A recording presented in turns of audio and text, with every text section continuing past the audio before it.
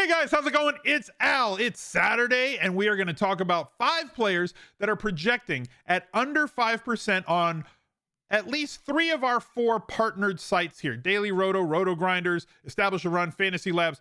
I look at all of their projections for percentages, and I try to come up with a list that the consensus believes is going to be under 5% played this weekend, so that we can have a good contrarian approach. You can get away from the chalkier players. You can get away from the crowd, because the public is wrong a lot, and there's a lot of randomness in fantasy football. There's a high amount of variance. Just because a player is going to be 20 to 40% played does not mean that that player is going to get their absolute ceiling game, 30 to 45 fantasy points. So we want to put ourselves in a position that if that player has just an average day, the chalk scores 15 to 20 points, where the chalk is just fine, but like not going to win you a GPP, and you play somebody who's 5% and down who scores you 25 to 40 fantasy points, you put yourself in a much better position to run away from like between 20 to 45% of all the other lineups that are out there just at that one position. We did it a few weeks ago. We've done it multiple times this year.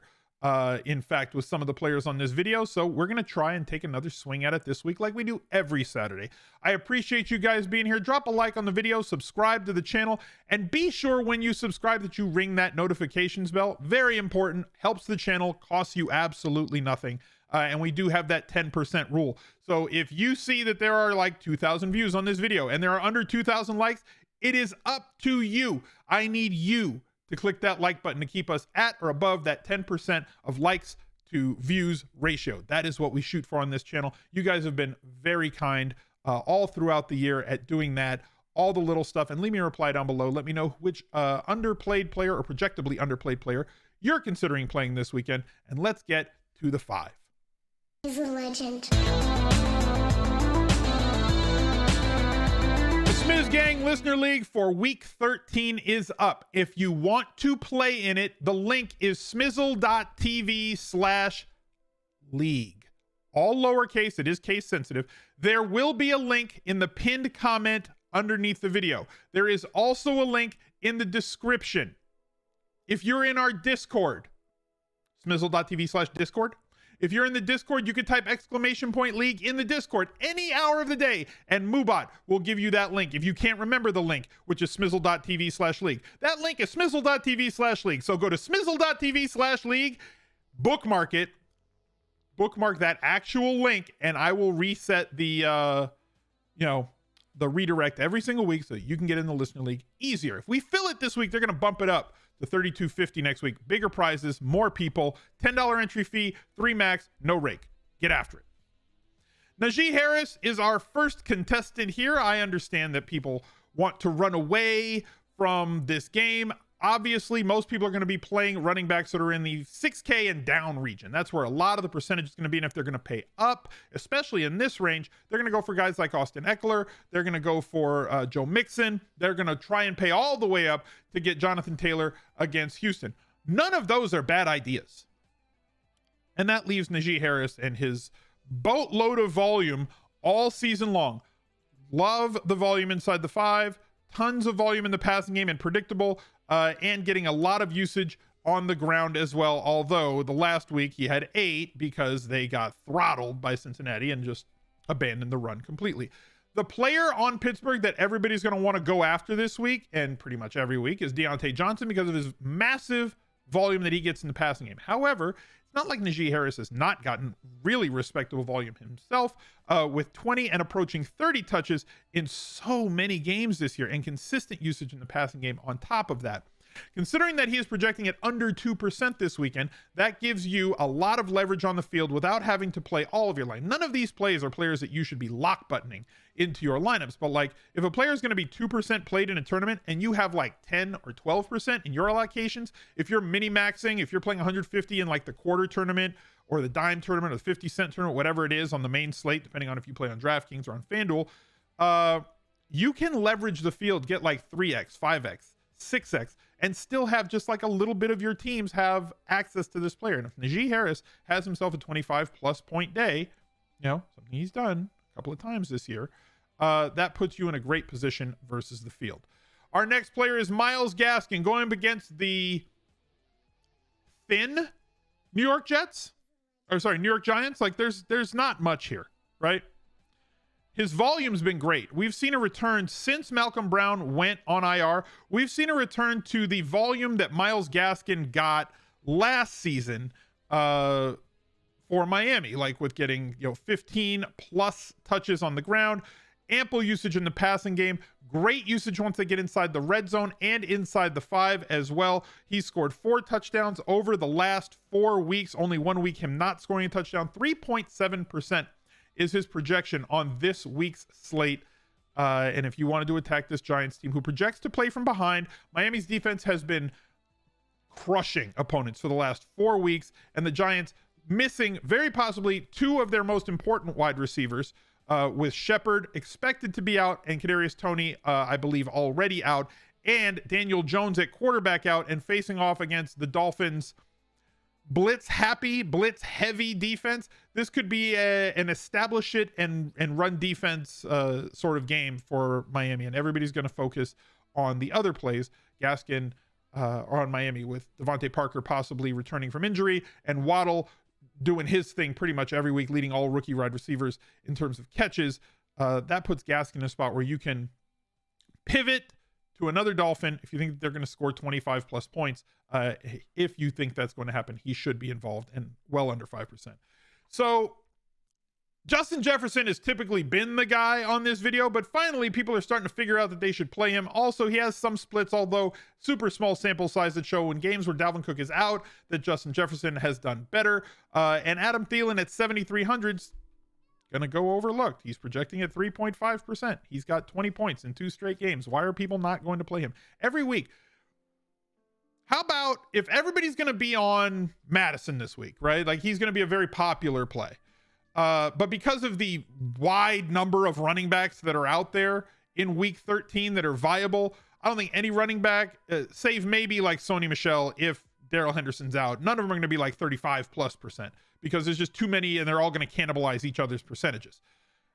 But like, if Madison's 15 to 20% and Cousins double stacks with Jefferson and Thielen are going to be, I don't know, less than 2 or 3% played, why not go after that?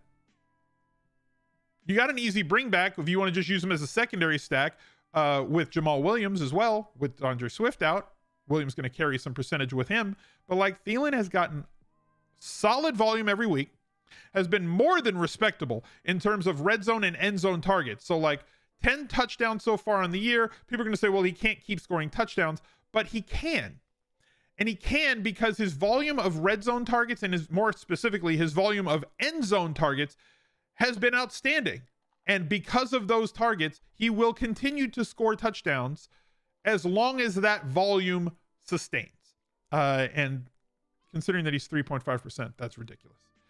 Wanted to thank you guys for 1 second. 1, for not fast forwarding at this part. 2, because we have exceeded $26,000 raised on the year from our community, not including me, not including my matches. $26,000 from the Smiz Gang community for No Kid Hungry. You can go to smizzle.tv/charity, link down below in the description. Just click show more. If you're on mobile, it's that one line that has the title. Click the title. It'll show more. All the links are in there. Every single dollar helps. If this content has helped you out through the year, if you had a big win on Showdown, or if you won last week, or if you win this week, take a couple of seconds, donate a little bit to the kids. 1 in 6 kids suffer from food insecurity in America, and there's something that we can do about it. So be a part of something that's bigger than yourself. And when we get to $35,000 raised by the community before New Year's, I will be matching for another $25,000. It triggers another $25,000 donation from me, which would total $100,000. It'd be a great thing if we could do it. I want to do that together. It's up to you. You got to make that move. Going to our next play. I know. Russ isn't Russ. Russ isn't Russ, but DK is still DK. Could it be that simple? DK Metcalf is ridiculously good. DK Metcalf was running all alone in their game against Washington, and maybe this play could fail, right? I mean, every play can fail, but like, maybe this play fails because Russ, and he came back too quick from injury, and he just can't fling the ball the way he could before the middle finger injury, right? Maybe he came back too fast. Maybe he trusted himself too much. Maybe he thought that his talent was unlimited, and maybe it is actually limited.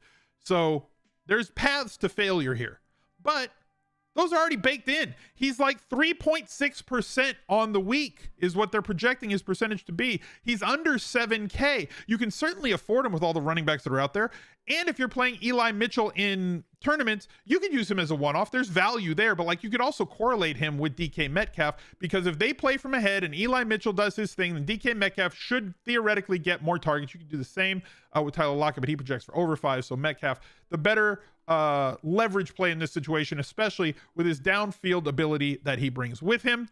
And our tight end on the week, there's a few that are under 5%. I'm going to go with the Muth. We're going to hope that he's Luth this week once again. He practiced full from the on Thursday from the concussion that he sustained last weekend. If he does not pass concussion protocols, guys, and FREIERMUTH is out in week 13, like let's say it's the same as like CD Lamb last week, where you know they think he's going to play, he's practicing, he's out there. Here's the secret: if FREIERMUTH does not pass concussion protocols and he is out in week 13, I suggest that you not play him. But if he's in and he's projecting like 4.5%, I know that there's 2 Steelers on this list, but I think that a lot of people are going to be targeting either Lamar Stacks, and they're going to need a bring back play, or you're going to go secondary, where if you're playing Brown, very easy to bring him back with FREIERMUTH if you don't want to pay all the way up at running back for NAJEE Harris. The Steelers, this could be a slow game. It could not be a high volume game, but great usage inside the end zone. 5 touchdowns over the last 5 weeks. Solid usage in terms of a volume alone basis, where he could get there and pay off this salary if he does not sneak his way into the painted area. And he's going to square it out. He's going to finish up our 5 under 5 for this week. So hopefully this video helped you. If it did, drop a like, subscribe to the channel, take a couple seconds, go to smizzle.tv/charity. Every single dollar helps, and I appreciate every single one of you for watching, and best of luck on the Sunday slate. I'll see you on Twitch for the Anti-Tinkercast 45 minutes before lock every Sunday morning. Bye. He's a legend.